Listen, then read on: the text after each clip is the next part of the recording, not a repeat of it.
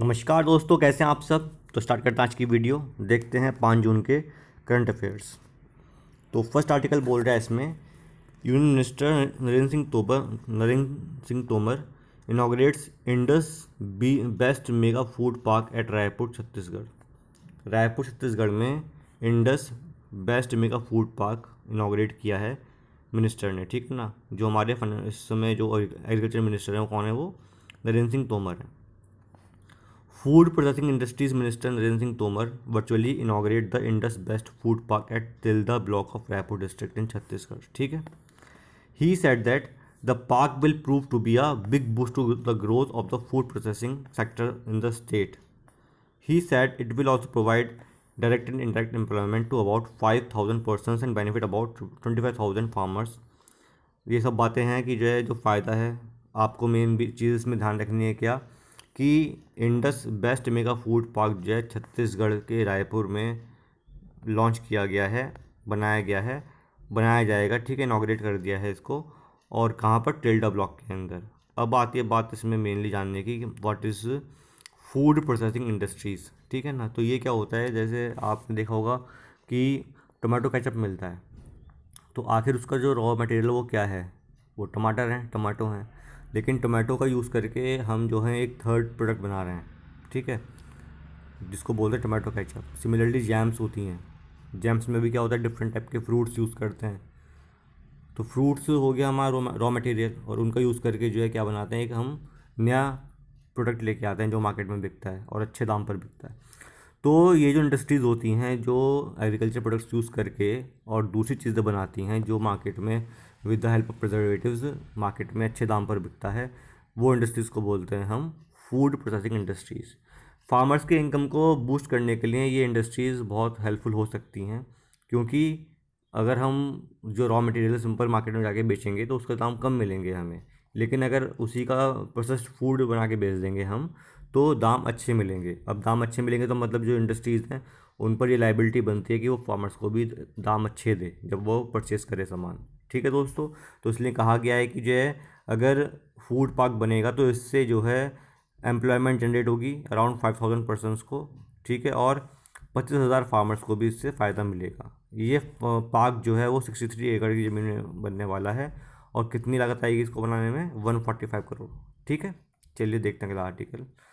दूसरा आर्टिकल भी जो है नरेंद्र सिंह तोमर के ऊपर ही है। ये मतलब जो है कन्फ्यूज़ मत होना, नरेंद्र सिंह तोमर जो है एग्रीकल्चर मिनिस्टर भी हैं और इसके अलावा फूड प्रोसेसिंग इंडस्ट्रीज़ मिनिस्टर भी हैं, दोनों ही हैं ये। चलिए, तो नरेंद्र सिंह तोमर जी ने लॉन्च किया है seed mini kit programme by distributing seed mini kits, ठीक है। अब ये है क्या, they are higher yielding varieties of seed to farmers. The mini kits are being provided by central agencies national seed corporation NSC, ठीक है, national seed corporation, NAFED and Gujarat state seed corporation, and is fully funded by the government of India through the National Food Security Mission. The distribution of seeds will continue till 15th of this month so that seed reach the farmers before the Kharif sowing commences. अब इस पूरे article में जानने वाली बात यह है, एक तो seed mini kit programme launch किया है गवर्नमेंट ने, जो फुली फंडेड है बाय गवर्नमेंट ऑफ इंडिया, इसमें कोई रोल नहीं है स्टेट्स का। और ये जो मिनी किट्स हैं ये कौन प्रोवाइड करेगा, सेंट्रल एजेंसीज़ हैं, लाइक नेशनल सीड कॉरपोरेशन हो गया, नाफेड हो गया, गुजरात स्टेट सीड कॉरपोरेशन हो गया। इनके द्वारा ये जो है सीड्स मिनी किट प्रोवाइड की जाएगी। ये जो सीड मिनी किट्स हैं इसमें हाई यील्डिंग सीड्स के पैकेट बना के रखे हुए हैं, और जो फार्मर्स को दिए जाएंगे before 15th of this month, 15 जून से पहले पहले बांट दिए जाएंगे। ऐसा क्यों, जैसा कि आप जानते हो अब जो है खरीफ सीज़न का टाइम आ गया है, खरीफ क्रॉप्स को बोना है, जिससे कि जो है अक्टूबर नवंबर तक उनको काट दिया जाए। तो इसलिए खरीफ सीज़न से पहले पहले ये सीड्स फार्मर्स के पास पहुंच जाने चाहिए, ठीक है। चलिए, अगला आर्टिकल है ICMR approves home based rapid antigen test kit developed by Abbott rapid diagnostic division Chicago. Abbott company है एक, उन्होंने जो एक RAT किट बनाई है, रैपिड एंटीजन टेस्ट किट बनाई है, जो जिसकी हेल्प से हम घर पर भी बैठकर अपना कोविड टेस्ट कर सकते हैं। तो ICMR जो हमारे इंडिया के अंदर एपेक्स बॉडी है मेडिकल के क्षेत्र में, तो ICMR Indian council of medical research उन्होंने अप्रूव कर दिया है, ठीक है। ये ऐसी सेकंड होम बेस्ड किट बनाई गई है ठीक है, जिसकी जो इंडिया में अप्रूव्ड है। इससे पहले भी एक किट बनाई थी, उसका नाम जो है आप मुझे कमेंट करके बताइए कि जो है वो किट कौन सी और किस कंपनी ने बनाई थी। ठीक है, और एक DRDO भी एक ड्रग लेके आया था। ठीक, उसका नाम भी DG2 करके है, उसका नाम भी आप मुझे लिख के बताइए, उसके बारे में थोड़ा बताइए कमेंट के द्वारा, जिससे कि और बच्चे वो जाने आखिर क्या थी वो। क्योंकि इस समय जो है कोविड से रिलेटेड बहुत सारी डेवलपमेंट हो रही हैं, रिसर्च हो रही हैं, तो आपको सब रिसर्च के बारे में जानना ज़रूरी है। क्वेश्चन किसी भी टाइप से पूछ सकते हैं। तो ये जो है अबॉट ने बनाया है home based rapid antigen test kit. ठीक है, the self use kit named Panbio, नाम क्या है इसका, पैन बायो, ध्यान रखना। It is a antigen test device, has been given provisional approval till 5th of the July and the price of the kit will be declared by the company after that. 5 जुलाई तक इसका मिल जाएगा approval India में बिकने के लिए, और तभी रेट बता दिया जाएगा कितना रेट है इसका। ICMR had earlier given its approval to the Covishelf test kit developed by Pune based MyLab Discovery Solution। इससे पहले जो होम बेस्ड किट है उसका नाम है कोविशेल्फ, जो कि पुणे बेस्ड कंपनी ने बनाई है, that is MyLab Discovery Solution। ठीक है, चलिए आगे बढ़ते हैं। जापान PM जो कि योशिहिडे सुगा हैं, उन्होंने ये शपथ ली है कि वो $800 मिलियन की मदद करेंगे कोवैक्स फैसिलिटी में। अब what is this Covax facility? तो क्या है, बड़ी कंट्रीज़ जो हैं पूरे वर्ल्ड की, वो साथ में मिलकर एक साथ उन्होंने एक कोवैक्स फैसिलिटी को लॉन्च किया है, जिसकी हेल्प से पूरे वर्ल्ड में स्मूथ और इक्विटेबल वैक्सीनेशन हो सके। ठीक है, जैसे अफ्रीकन कंट्रीज़ हैं, अफ्रीकन कंट्रीज़ जो हैं वो गरीब देश होते हैं, उनके अंदर वो क्षमता नहीं है कि वो सभी लोगों को वैक्सीन प्रोवाइड करा सकें। बट एज आ मतलब ग्लोबल वर्ल्ड की जो रिस्पॉन्सिबिलिटी है, UN की जो रिस्पॉन्सिबिलिटी है, और जो पावर्स हैं, सुपर पावर्स हैं, उनकी जो रिस्पॉन्सिबिलिटी है कि वो हर नागरिक को, हर देश को कोवैक्सीन, या मतलब जो हर देश को वैक्सीन प्रोवाइड कराएं, उसी को ध्यान में रखते हुए कोवैक्स फैसिलिटी लेके आई है डिफरेंट गवर्नमेंट्स। ठीक है, इसकी हेल्प से there is a fair distribution of corona virus vaccine world wide. ठीक है, the announcement came at an online vaccination summit which Japan को hosted with the Gavi vaccine alliance. ये गावी वैक्सीन अलायंस हुआ है, उसके साथ Japan ने को होस्ट किया था, वहाँ पर उन्होंने ये बात कही है। Gavi vaccine alliance is a international group that promotes vaccination in developing nation. Gavi vaccine alliance क्या है, एक इंटरनेशनल ग्रुप है जो कि डेवलपिंग कंट्रीज़ के अंदर वैक्सीनेशन को प्रमोट करता है। चलिए देखते हैं अगला article. WhatsApp has named Paresh B Lal as the grievance officer for India. WhatsApp has updated the details on its website for how to contact Mr. Lal, because under the IT law, social media companies are required to display the names and other details of their grievance officer on their website। Actually क्या है, अभी जो IT rules मतलब government लेके आई है, उसमें ये प्रावधान किया है भाई, जो भी फेक इन्फॉर्मेशन है या मिसलीडिंग इन्फॉर्मेशन है, उसका ओरिजिनेटर कौन है, इस बारे में गवर्नमेंट को बताना पड़ेगा। तो इसके लिए हर कंपनी, जो भी IT कंपनी है, ये सोशल मीडिया कंपनी है, ठीक है, उनको ये ज़रूरी हो गया है कि वो ग्रीवेंस ऑफिसर अपॉइंट करें अपने यहाँ, जिससे कि गवर्नमेंट डायरेक्टली कॉन्टेक्ट कर सके। ठीक, और टाइम वेस्ट ना हो। तो उसी को ध्यान में रखते हुए व्हाट्सएप ने भी जो है परेश बी लाल को as a grievance officer for India appoint किया है, जिसके बारे में डिटेल वेबसाइट पे डाल दी गई है। चलिए देखते हैं अगला आर्टिकल। अगला आर्टिकल है कि वैक्सीनेशन गैप के बारे में। Why vaccination gap is cause of worry. तो जान लेते हैं पहले कि जो ये वैक्सीनेशन गैप क्या होता है। फॉर एग्ज़ाम्पल भाई, एक इंडिया कंट्री है और एक हमारा सोमालिया है। इंडिया में जो है सभी लोगों को वैक्सीन लग गया है, लेकिन सोमालिया में केवल 1% लोगों को वैक्सीन लगा है। ठीक, तो क्या हुआ, इसी वर्ल्ड के अंदर दो कंट्रीज़ ऐसी हैं जहाँ पर सबको वैक्सीन लगा हुआ है और जहाँ पर कुछ को ही वैक्सीन लगा हुआ है। तो this is a vaccination gap, इसको बोलते हैं हम vaccination gap. By the end of May 2021, only 2.1% of African had received at least 1 dose of COVID-19 vaccine. A widely vaccinated world population is the only way to end the pandemic. Otherwise, the multiplication of variants is likely to undermine the effectiveness of existing vaccine। अभी तक केवल Africa इतना बड़ा देश continent है, उस continent के अंदर इतने कंट्रीज आते हैं, केवल 2.1% अफ्रीकन्स को ही वैक्सीन लगा है, वो भी फर्स्ट डोज। ठीक है, अगर वैक्सीनेशन सबको प्रोवाइड नहीं हुआ पूरे वर्ल्ड में, तो ये नए नए वेरिएंट्स आते रहेंगे। जैसे अभी इंडिया में जो सेकेंड वेव आई थी, वो जो वेरिएंट है वो डिफरेंट था और वेरिएंट से। तो जब तक कि और फिर वो नया वेरिएंट आएगा, तो जो पहले वैक्सीन बनी है वो प्रीवियस वेरिएंट को ध्यान में रखते हुए बनी है। तो नए वेरिएंट कैसे आ रहे हैं, क्या उन पर वैक्सीन कारगर है, इसके बारे में नहीं हम बता सकते ना। तो जब तक कि सबको वैक्सीन ना लग जाए तो ये जो वैक्सीनेशन है ये यूज़फुल है, अदरवाइज़ ये यूज़लेस है। ठीक है। Vaccination is also a prerequisite for lifting the restriction that are holding back our economies and freedoms. Vaccination के माध्यम से क्या होता है, हो सकता है कि जो है जो देश मतलब जिनके बीच में क्या कह सकते हैं हम लड़ाई झगड़ा है वो भी दूर कर सकते हैं भाई, अगर आपस में मिलेंगे हेल्प करेंगे तो इससे क्या होगा, जो इकोनॉमीज हैं वो साथ में आएंगी। ठीक है। If the vaccination gap persist it risk reversing the trend in recent decades of declining poverty and global inequality। अगर वैक्सीनेशन गैप रहा तो इससे पॉवर्टी बढ़ सकती है और इनक्वालिटी गैप और ज़्यादा बढ़ सकता है। ठीक है, वो आप समझ सकते हैं इस चीज़ को। Such a negative dynamic would hold back economic activity and increase geopolitical tension। Similarly, अगर पॉवर्टी बढ़ेगी, इनक्वालिटी बढ़ेगी तो उससे इकोनॉमिक एक्टिविटी भी हैम्पर होगी और फिर जियो पॉलिटिकल टेंशन डेवलप होंगी। मतलब कि जो है ग्लोबल लेवल पर जो पॉलिटिकल टेंशन है वो डेवलप होंगी, कहीं पर मिलिट्री कूप हो रहा है या फिर कहीं पर जो है लोग ही सड़कों पर आ गए हैं अपनी गवर्नमेंट के खिलाफ। ये चीज़ें देखने को बहुत ज़्यादा मिलनी शुरू हो जाएंगी और इससे जो है जो इनस्टेबिलिटी है वर्ल्ड में वो बढ़ जाएगी, क्योंकि ऐसी कंट्रीज़ में जाके मिलिटेंट ग्रुप्स एक्टिव हो जाते हैं और वो फिर डिफरेंट स्टेप्स के द्वारा और कंट्रीज़ को परेशान कर सकते हैं।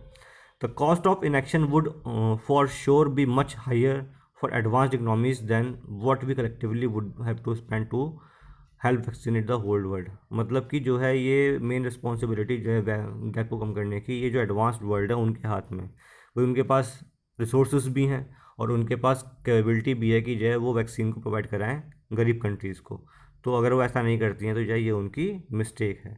इसी को ध्यान में रखते हुए जो IMF है, इंटरनेशनल मॉनेटरी फंड, उन्होंने प्रपोज किया है $50 बिलियन का प्लान, जिससे कि 2021 तक 40% वर्ल्ड पॉपुलेशन एंड 2022 के मिड तक 60% पॉपुलेशन को वैक्सीनेशन मिल जाए।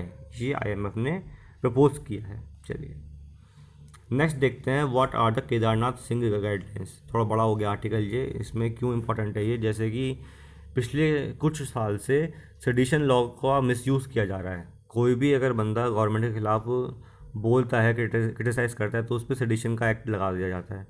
तो ये क्या एक्ट लगाना सही है? सेडिशन का जो ये थप्पड़ मारा जाता है हर बंदे पर जो अगर वो गवर्नमेंट को क्रिटिसाइज़ कर रहा है, तो क्या ये सही है और कहाँ से ये ओरिजिनेट हुआ, इसके बारे में पूरा जानकारी दी गई है इस आर्टिकल के अंदर। तो केदारनाथ सिंह केस आया था 1962 में, वहाँ से ये चीज़ ओरिजिनेट हुई। इस केस में सुप्रीम कोर्ट ने ये कहा था कि upheld the constitutional validity of the sedition law, it attempted to restrict its scope for misuse. मतलब कि उन्होंने इस जजमेंट के बाद जो है जो सेडिशन लॉ का मिसयूज़ हो रहा था उसको रिस्ट्रिक्ट किया। कोर्ट ने ये कहा कि जब तक कि जो है जो हम बात बोल रहे हैं, कोई बंदा बात बोल रहा है, उससे वॉयलेंस नहीं क्रिएट होता, केवल वो क्रिटिसाइज़ कर रहा है गवर्नमेंट को, तो जो है वो सेडिशन लॉ के अंडर में नहीं आएगा। ये बात कोर्ट ने कही थी। ठीक है, और आज भी कहता है।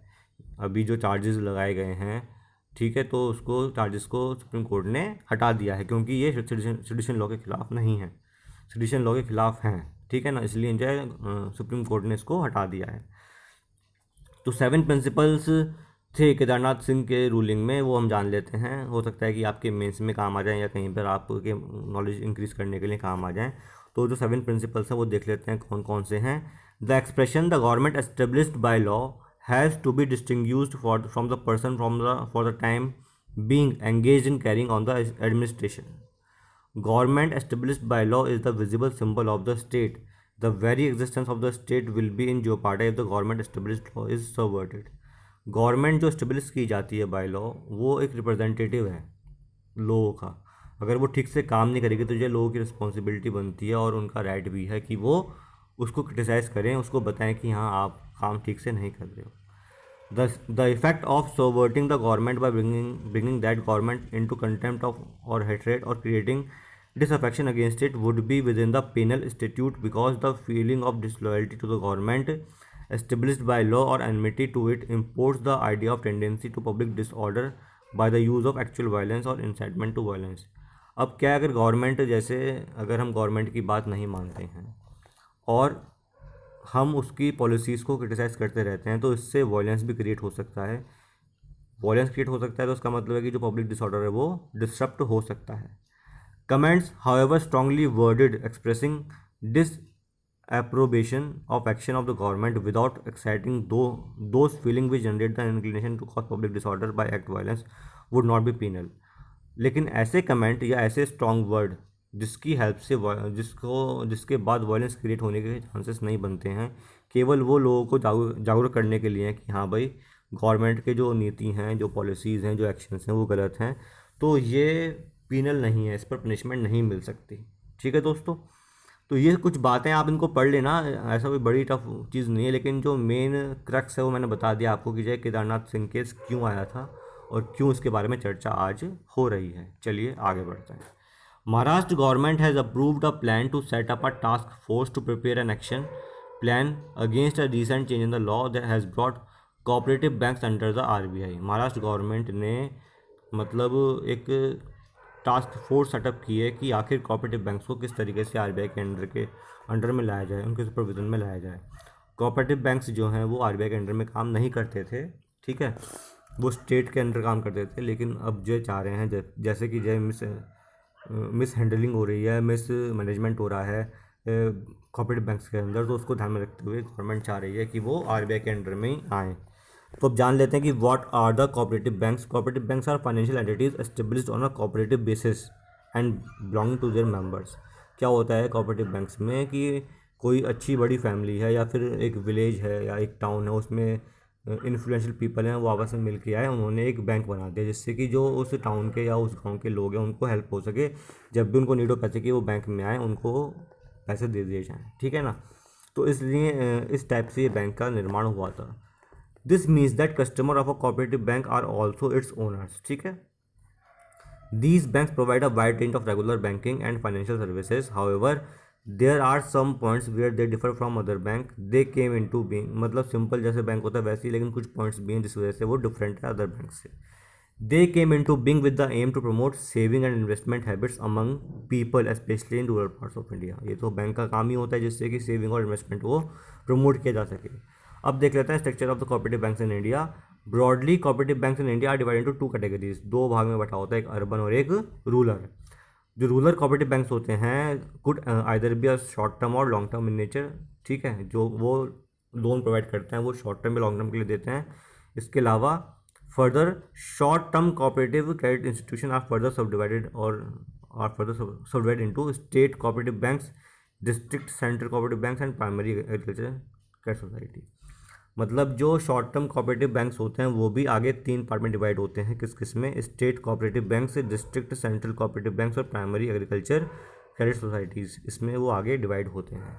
इसके अलावा जो लॉन्ग टर्म बैंक्स होते हैं ये जो हैं इनको हम या तो बोलते हैं state cooperative agriculture and rural development banks या फिर primary cooperative agriculture and rural development banks, जो लॉन्ग टर्म होते हैं।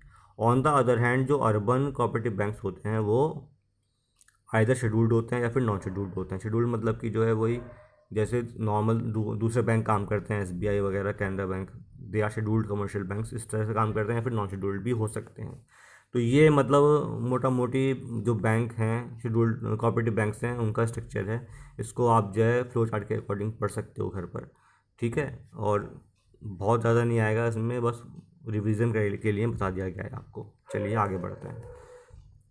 Center has asked the states to split wage payment under the Mahatma Gandhi National Rural Employment Guarantee Program scheme into separate categories for SC, ST and other for this financial year. Government ने ये कहा है कि मनरेगा में जो wages दिए जाते हैं उनको जो है कैटेगरी वाइज अलग अलग किया जाए। ऐसा हुआ क्यों है? क्योंकि ये नोटिस में आया है कि जो है वेजेस के डिस्ट्रीब्यूशन के टाइम या काम जब अलोकेट होता है तो उसमें भी डिस्क्रिमिनेशन देखा जा रहा है।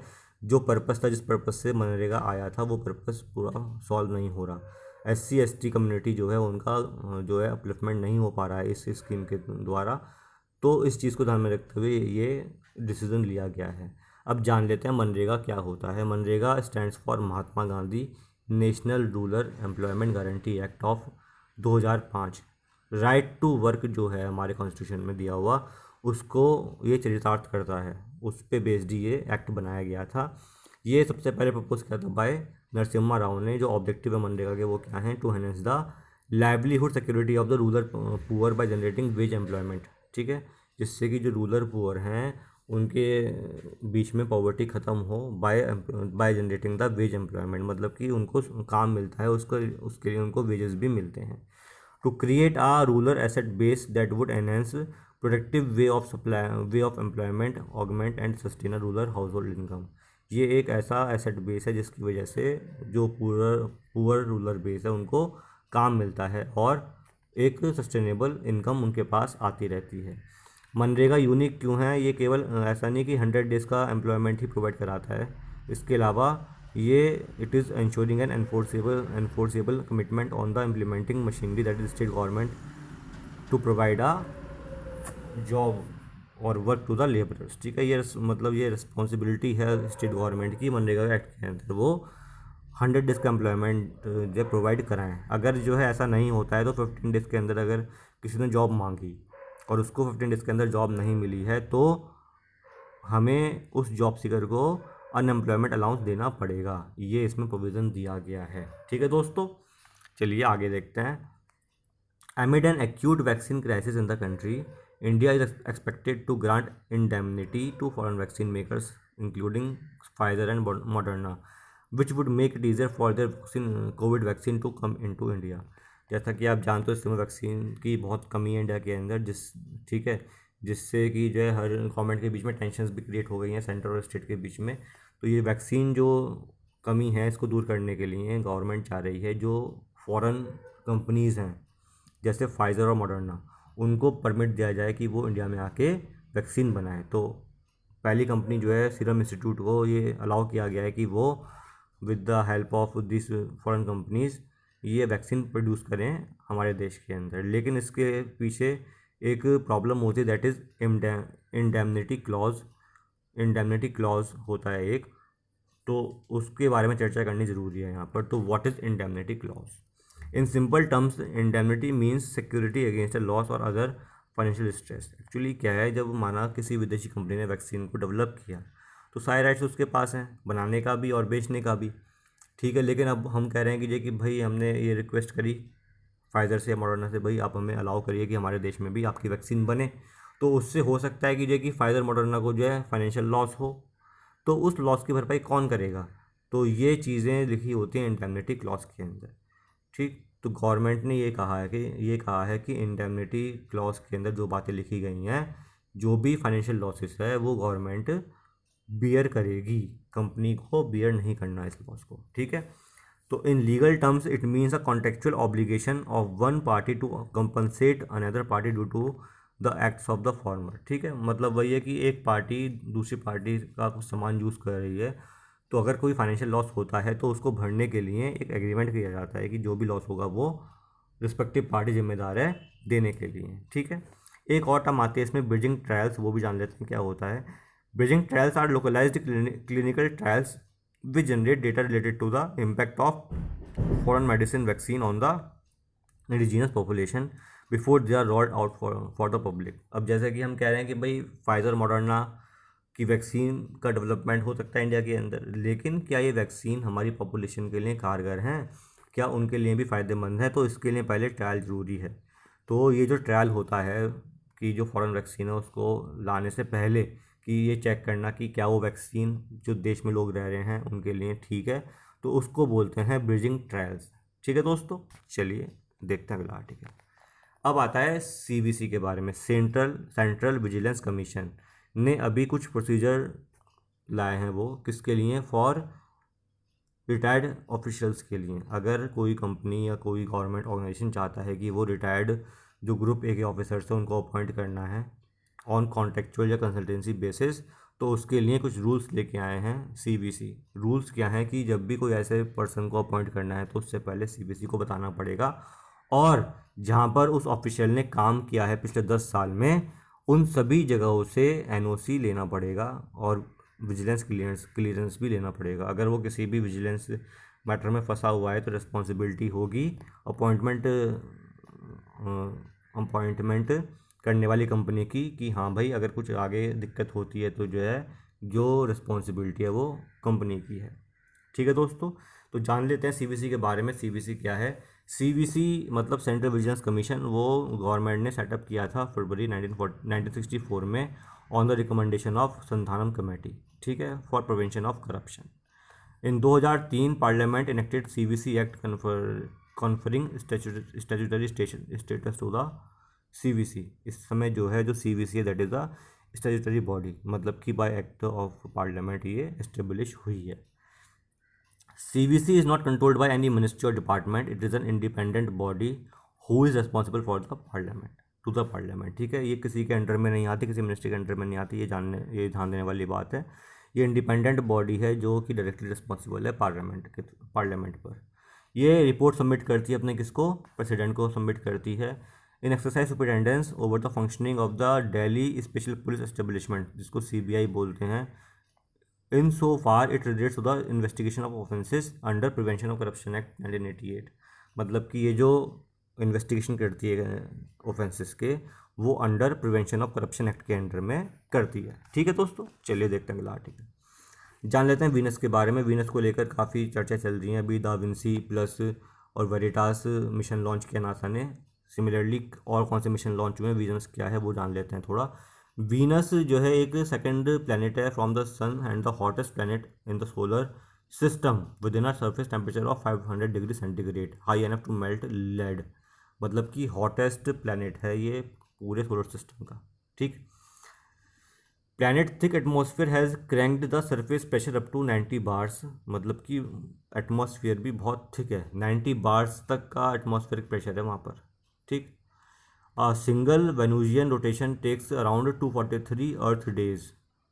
That means a day lasts longer than the year on Venus. मतलब कि वहाँ पर जो है वीनस पर जो वो एक दिन लेता है रोटेशन करने के लिए, दैट इज़ 243। अर्थ घूमता है कितने दिन में, 365 डेज़ में, तो वहाँ पर 243 डेज़ में वीनस घूमता है सन के अराउंड, ठीक है दोस्तों।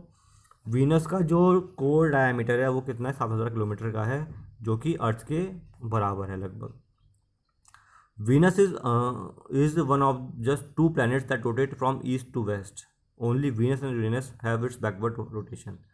मतलब कि जैसे हम जानते हैं कि जैसे सभी प्लैनेट्स जो हैं वो वेस्ट टू ईस्ट घूमते हैं, लेकिन वीनस और यूरेनस दो ऐसे प्लैनेट हैं जो उल्टे घूमते हैं, ये फ्रॉम ईस्ट टू वेस्ट घूमते हैं। अब कौन कौन से मिशन ऐसे हैं जो कि वीनस के लिए लॉन्च किए गए पहले।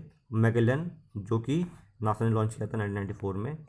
वीनस एक्सप्रेस यूरोप ने लॉन्च किया था, मेनली एटमॉस्फेरिक साइंस के बारे में पता करने के लिए। अकैटसुकी जापानीज़ का स्पेस क्राफ्ट था जो मेनली एटमॉस्फेरिक साइंस के लिए लॉन्च किया गया था। अब जो आने वाले मिशन है ESA का है, ठीक है, जिसको बोला गया एनविजन, और इसके अलावा थीसस और स्पाई का भी है, जो कि वीनस के लिए, वीनस के एक्सप्लोरेशन के लिए काम करेंगे।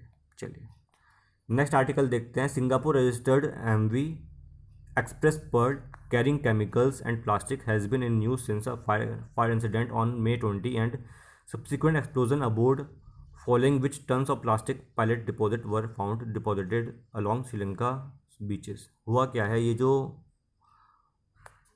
मतलब जहाज़ है MV Express Pearl, इसमें आग लग गई थी श्रीलंका कोस्ट के पास में। ये सिंगापुर की कंपनी है एक MV एक्सप्रेस, और उसका ये एक जहाज़ था। इसमें बहुत सारे प्लास्टिक पैलेट्स थे, ठीक है, जो कि समुद्र में आ गए हैं, और इस वजह से माइक्रो बीट्स की जो पॉल्यूशन है वो क्रिएट हो गई है बीचेस में, जिसकी वजह से अब जो है वहाँ पर फिशिंग करना मुश्किल हो गया है श्रीलंका बीचेस में। इसकी रिपोर्ट जो है श्रीलंका ने जो ग्लोबल अथॉरिटीज़ है उनसे करी है। अब जान लेते हैं व्हाट इज़ ऑयल स्पिल, क्या होता है ऑयल स्पिल। वही माइक्रो बीट्स मिल गए ना ऑयल के अंदर, तो ऑयल को पॉल्यूट कर दिया है, तो ये होता क्या है वो जान लेते हैं। OECD ने डिफाइन किया oil spill as a oil discharge accidentally और intentionally that floats on the surface of water bodies as a discrete mass and is carried by wind current and tides. मतलब जो है ऑयल जब फैल जाता है वाटर सरफेस पर, mainly sea में, तो इसको बोलते हैं ऑयल स्पिल, और ये फिर आगे प्रमोट होता है, मूव करता है with the help of wind या सी करंट या सी टाइड के थ्रू, और उससे जो फिश होती है ना, जो मरीन एनिमल्स होते हैं, उनकी लाइफ पर इफेक्ट पड़ता है, ठीक है। इकोनॉमिकली भी लॉस होता है और मरीन पॉल्यूशन भी होता है इससे, तो एनवायरमेंटली भी लॉस होता है। ऑयल स्पिल को किस तरीके से हम रोक सकते हैं तो उसका देख लेते हैं। कंटेनमेंट बूम्स बनाकर या फिर स्कीमर्स की हेल्प से हम ऑयल स्पिल को रोक सकते हैं, ठीक है दोस्तों। तो ये आर्टिकल थे आज के। उम्मीद करता हूँ कि आपको पसंद आए होंगे। अगर अच्छी लगी video, please like this video, share this video, subscribe my channel. Thank you, have very nice day.